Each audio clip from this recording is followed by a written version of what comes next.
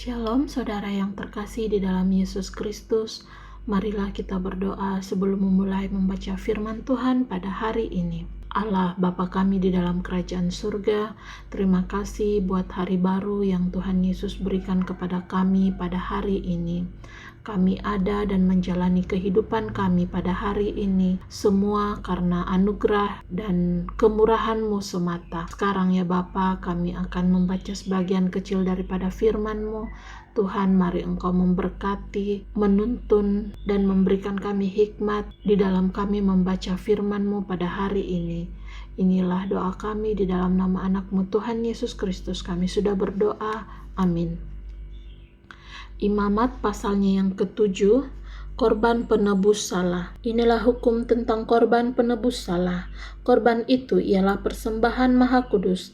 Di tempat orang menyembelih korban bakaran, disitulah harus disembelih korban penebus salah, dan darahnya haruslah disiramkan pada mezbah itu sekelilingnya. Segala lemak dari korban itu haruslah dipersembahkan, yakni ekornya yang berlemak dan lemak yang menutupi isi perut, dan lagi kedua buah pinggang dan lemak yang melekat padanya, yang ada pada pinggang dan umbai hati yang harus dipisahkan, beserta buah pinggang itu.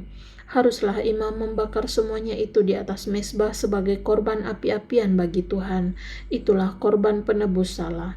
Setiap laki-laki di antara para imam haruslah memakannya. Haruslah itu dimakan di suatu tempat yang kudus, itulah bagian Maha Kudus. Seperti halnya dengan korban penghapus dosa, demikian juga halnya dengan korban penebus salah. Satu hukum berlaku atas keduanya. Imam yang mengadakan pendamaian dengan korban itu, bagi dialah korban itu. Imam yang mempersembahkan korban bakaran seseorang, bagi dia juga kulit korban bakaran yang dipersembahkannya itu. Tiap-tiap korban sajian yang dibakar di dalam pembakaran roti dan segala yang diolah di dalam wajan dan di atas panggangan adalah bagi imam yang mempersembahkannya. Tiap-tiap korban sajian yang diolah dengan minyak atau yang kering adalah bagi semua anak-anak Harun, semuanya dapat bagian. Korban keselamatan. Inilah hukum tentang korban keselamatan yang harus dipersembahkan orang kepada Tuhan. Jikalau ia mempersembahkannya untuk memberi syukur, haruslah beserta korban syukur itu dipersembahkannya roti bundar yang tidak beragi, yang diolah dengan minyak, dan roti tipis yang tidak beragi yang diolesi dengan minyak, serta roti bundar dari tepung yang terbaik yang teraduk, yang diolah dengan minyak. Ia harus mempersembahkan persembahannya itu, beserta dengan roti bundar yang beragi, di samping korban syukur yang menjadi korban keselamatannya. Dan daripadanya, yakni dari setiap bagian persembahan itu, haruslah dipersembahkannya satu roti sebagai persembahan khusus bagi Tuhan. Persembahan itu adalah bagian imam yang menyiramkan darah korban keselamatan. Dan daging korban syukur yang menjadi korban keselamatannya itu, haruslah dimakan pada hari dipersembahkannya itu. Sedikit pun daripadanya janganlah ditinggalkan sampai pagi. Jikalau korban sembelihan yang dipersembahkan itu merupakan korban nasar atau korban sukarela, haruslah itu dimakan pada hari mempersembahkannya, dan yang selebihnya boleh juga dimakan pada keesokan harinya. Tetapi apa yang masih tinggal dari daging korban sembelihan itu sampai hari yang ketiga haruslah dibakar habis dengan api. Karena jikalau pada hari yang ketiga masih dimakan dari daging korban keselamatan itu, maka Tuhan tidak berkenan akan orang yang mempersembahkannya, dan korban itu dianggap batal baginya, bahkan menjadi sesuatu yang jijik, dan orang yang memakannya harus menanggung kesalahannya sendiri. Bila daging itu kena kepada sesuatu yang najis, janganlah dimakan, tetapi haruslah dibakar habis dengan api. Tiap-tiap orang yang tahir boleh memakan dari daging korban itu, tetapi seseorang yang memakan daging dari korban keselamatan yang untuk Tuhan, sedang ia dalam keadaan najis, haruslah nyawa orang itu dilenyapkan dari antara bangsanya. Dan apabila seseorang kena kepada sesuatu yang najis, yakni kepada kenajisan berasal dari manusia, atau kepada setiap binatang yang merayap yang najis, lalu memakan daripada daging korban keselamatan yang untuk Tuhan, maka haruslah nyawa orang itu dilenyapkan dari antara bangsanya. Larangan memakan lemak dan darah. Tuhan berfirman kepada Musa, "Katakanlah kepada orang Israel, segala lemak dari lembu, domba, ataupun kambing janganlah kamu makan. Lemak bangkai atau lemak binatang yang mati diterkam boleh dipergunakan untuk segala keperluan, tetapi jangan sekali-kali kamu memakannya. Karena setiap orang yang memakan lemak dari hewan yang dipergunakan untuk mempersembahkan korban api-apian bagi Tuhan, nyawa orang yang memakan itu haruslah dilenyapkan dari antara bangsanya. Demikian juga janganlah kamu memakan darah apapun di segala tempat kediamanmu, baik darah burung-burung ataupun darah hewan. Setiap orang yang memakan darah apapun, nyawa orang itu haruslah dilenyapkan dari antara bangsanya." Bagian imam daripada segala korban keselamatan. Tuhan berfirman kepada Musa, "Demikian, katakanlah kepada orang Israel, orang yang mempersembahkan korban keselamatannya kepada Tuhan, haruslah membawa kepada Tuhan sebagian dari korban keselamatannya itu sebagai persembahannya. Dengan tangannya sendirilah harus ia membawa segala korban api-apian Tuhan. Adapun lemaknya haruslah dibawanya beserta dadanya, supaya dadanya itu diunjukkan sebagai persembahan unjukan di hadapan Tuhan. Lalu haruslah imam membakar lemaknya di atas mezbah, tetapi dadanya itu adalah bagian Harun dan anak-anaknya. Paha kanannya harus kamu serahkan kepada imam sebagai persembahan khusus dari segala korban keselamatanmu. Siapa dari antara anak-anak Harun yang mempersembahkan darah dan lemak korban keselamatan, maka dialah yang harus mendapat paha kanan itu sebagai bagiannya. Karena dada persembahan unjukan dan paha persembahan khusus telah kuambil dari orang Israel, dari segala korban keselamatan mereka, dan telah kuberikan kepada imam Harun dan kepada anak-anaknya. Itulah suatu ketetapan yang berlaku bagi orang Israel untuk selamanya. Itulah bagian Harun dan bagian anak-anaknya dari segala korban api-apian Tuhan pada hari mereka itu disuruh datang untuk memegang jabatan imam bagi Tuhan. Itulah yang harus diserahkan menurut perintah Tuhan dari pihak Israel kepada mereka pada hari mereka diurapinya. Itulah suatu ketetapan untuk selamanya bagi mereka turun-temurun. Itulah hukum tentang korban bakaran, korban sajian, korban penghapus dosa, korban penebus salah, persembahan pentahbisan, dan korban keselamatan yang diperintahkan Tuhan kepada Musa di atas gunung Sinai pada hari Tuhan memerintahkan kepada orang Israel mempersembahkan persembahan mereka kepada Tuhan di padang gurun Sinai. Pasalnya yang ke-8, pentahbisan Harun dan anak-anaknya. Tuhan berfirman kepada Musa, "Panggillah Harun dan anak-anaknya bersama-sama dengan dia, dan ambillah pakaian-pakaian, minyak urapan, dan lembu jantan, korban penghapus dosa, 2 domba jantan, dan bakul berisi roti yang tidak beragi. Lalu suruhlah berkumpul segenap umat ke depan pintu kemah pertemuan." Musa melakukan seperti yang diperintahkan Tuhan kepadanya. Lalu berkumpullah umat itu di depan kemah pertemuan. Berkatalah Musa kepada umat itu, "Inilah firman yang diperintahkan Tuhan untuk dilakukan." Lalu Musa menyuruh Harun dan anak-anaknya mendekat, dan dibasuhnyalah mereka dengan air.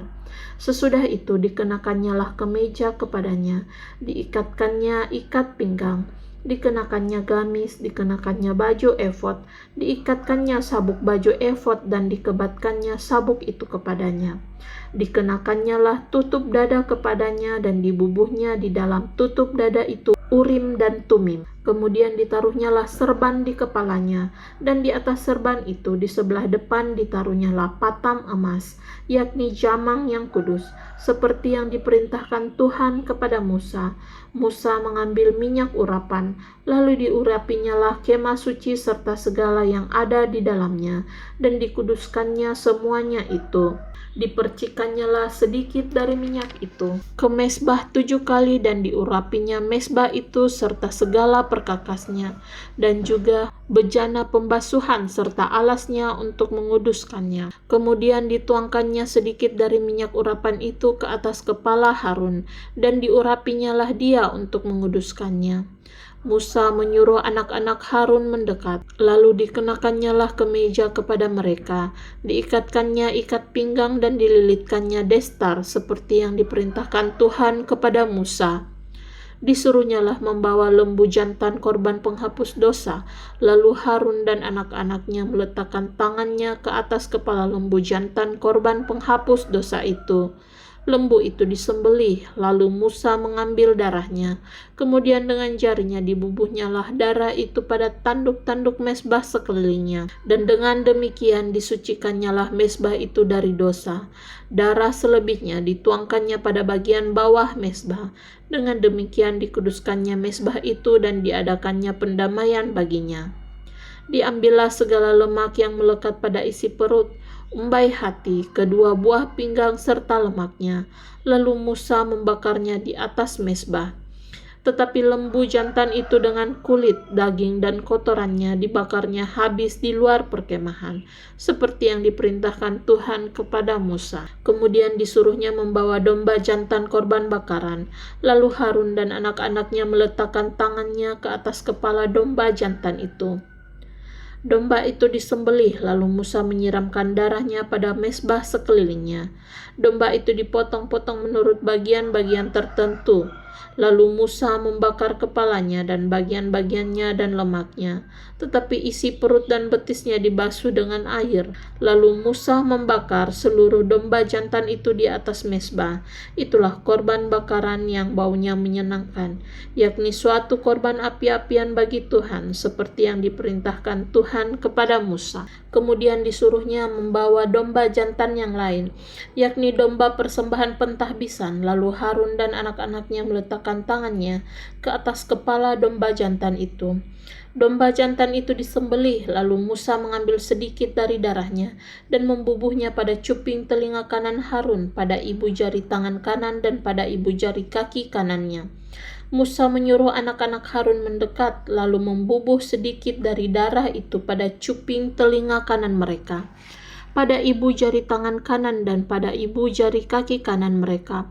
Lalu Musa menyiramkan darah selebihnya pada mezbah sekelilingnya. Diambilnyalah lemaknya, ekornya yang berlemak, segala lemaknya yang melekat pada isi perut, umbai hatinya, kedua buah pinggang serta lemaknya, dan paha kanannya.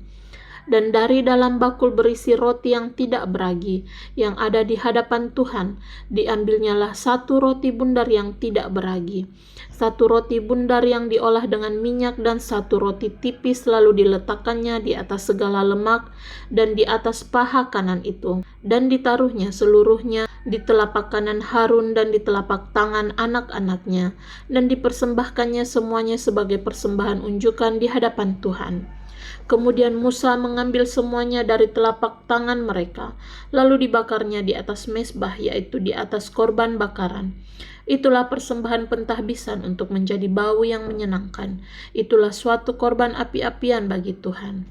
Musa mengambil dada domba itu dan mempersembahkannya sebagai persembahan unjukan di hadapan Tuhan. Itulah yang didapat Musa sebagai bagiannya dari domba jantan persembahan pentahbisan itu, seperti yang diperintahkan Tuhan kepada Musa.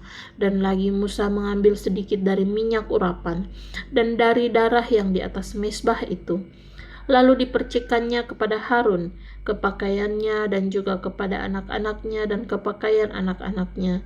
Dengan demikian ditahbiskannya lah Harun pakaiannya, dan juga anak-anaknya dan pakaian anak-anaknya. Berkatalah Musa kepada Harun dan kepada anak-anaknya, masaklah daging itu di depan pintu kemah pertemuan. Di sanalah harus kamu memakannya dengan roti yang ada di dalam bakul untuk persembahan pentahbisan, seperti yang telah kuperintahkan dengan berkata, Harun dan anak-anaknya haruslah memakannya. Dan apa yang tinggal dari daging dan roti itu haruslah kamu bakar habis dengan api. Janganlah kamu pergi dari depan pintu kemah pertemuan selama 7 hari, sampai kepada genapnya perayaan pentahbisan, karena perayaan pentahbisan akan berlangsung 7 hari lamanya.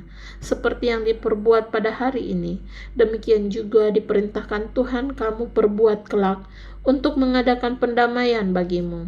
Di depan pintu kemah pertemuan haruslah kamu tinggal siang malam 7 hari lamanya, dan kamu harus lakukan kewajibanmu terhadap Tuhan dengan setia, supaya janganlah kamu mati, karena demikianlah diperintahkan kepadaku. Maka Harun dan anak-anaknya melakukan segala firman yang diperintahkan Tuhan dengan perantaraan Musa. Amin. Untuk firman Tuhan. Marilah kita berdoa. Tuhan Yesus, terima kasih buat kesempatan yang Engkau berikan kepada kami pada hari ini. Kami telah menyelesaikan 2 pasal pembacaan firman Tuhan pada hari ini. Berkati kami di sisa hari kami selanjutnya, Bapa. Inilah doa kami di dalam nama anak-Mu Tuhan Yesus Kristus. Kami sudah berdoa. Amin.